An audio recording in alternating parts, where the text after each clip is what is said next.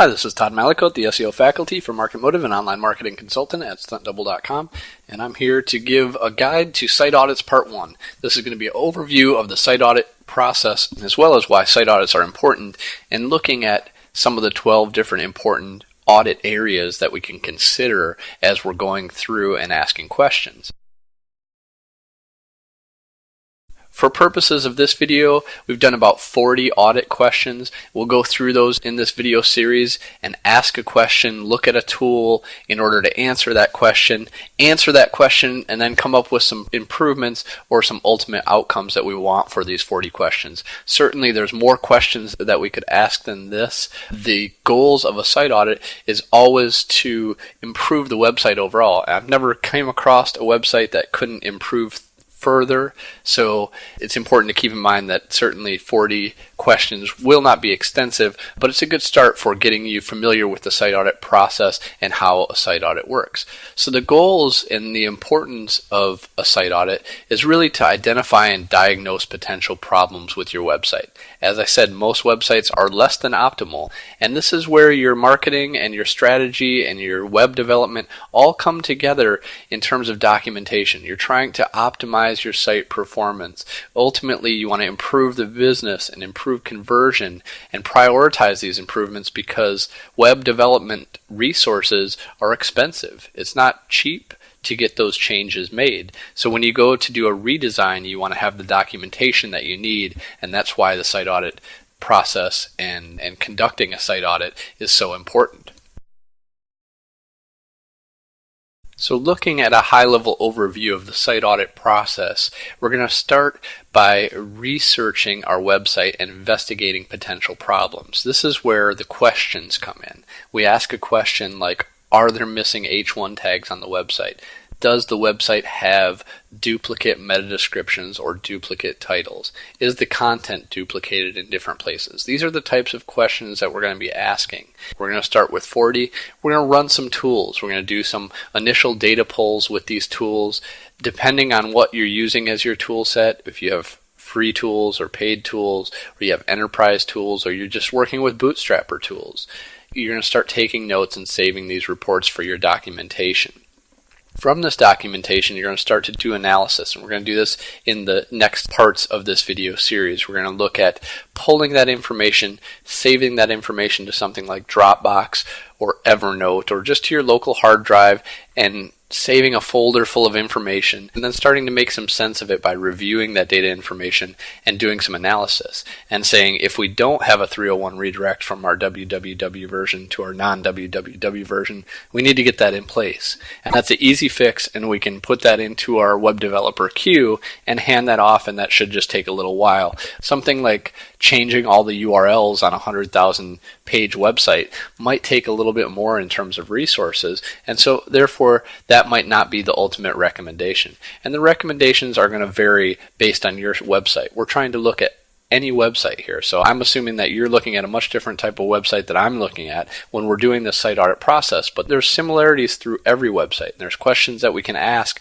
about optimization and about just being as fast and as good as possible from a website perspective that impacts our marketing. And this is what's going to drive our recommendations. This is what's going to drive a good consultant. This is where experience comes into play of knowing all of these hundreds of questions to ask, where to pull the information, documenting that, and then making those recommendations. And that's what we're trying to do as an SEO consultant and really as a web marketing consultant in general. So we're going to investigate those problems. We're going to run the data. We're going to take notes and save reports. We're going to review that data, and we're going to prioritize these resources and outcomes. I want to take a little look at what this looks like using our audit document and this process. So like I said, we're going to do some research. We're going to pull some tools. We'll do this live a little bit later, but your work is going to be based off of this super simple document. And it should say simple version up at the top here.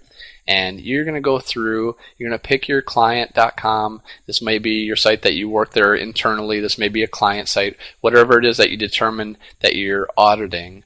And we're going to go through these 12 different areas. We broke this down to content, crawl, sitemap, robots.txt, etc.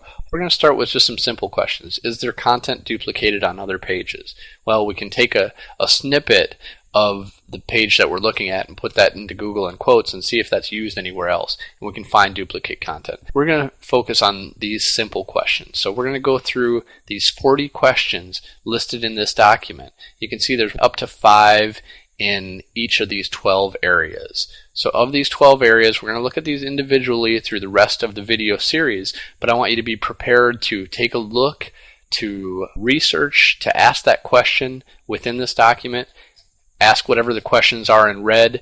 Is the content duplicated? Are there pages missing H1 tags? Then use your tools.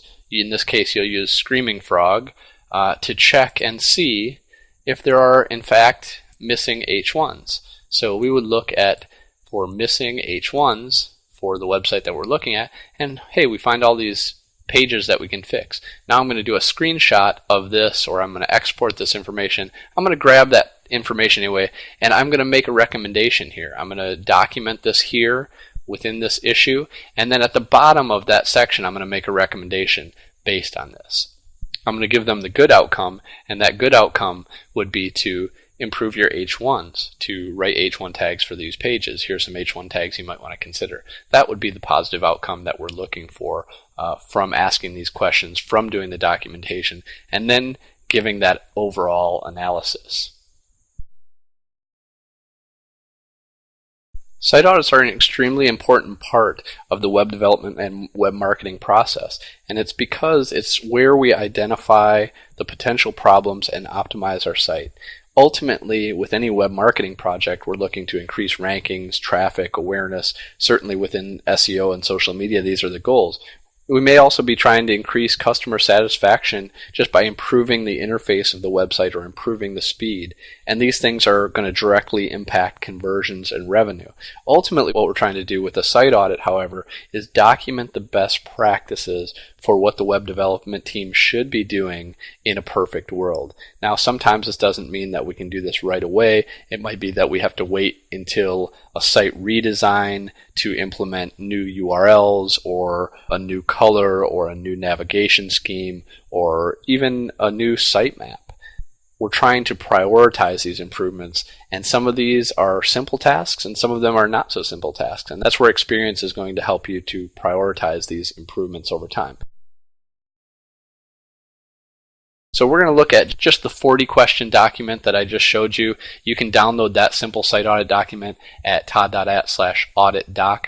Andy Cushing has a list of lots and lots of questions available for the initial data pulls and the tools that you're going to run. She also has a list of tools that we cover extensively in the tools video.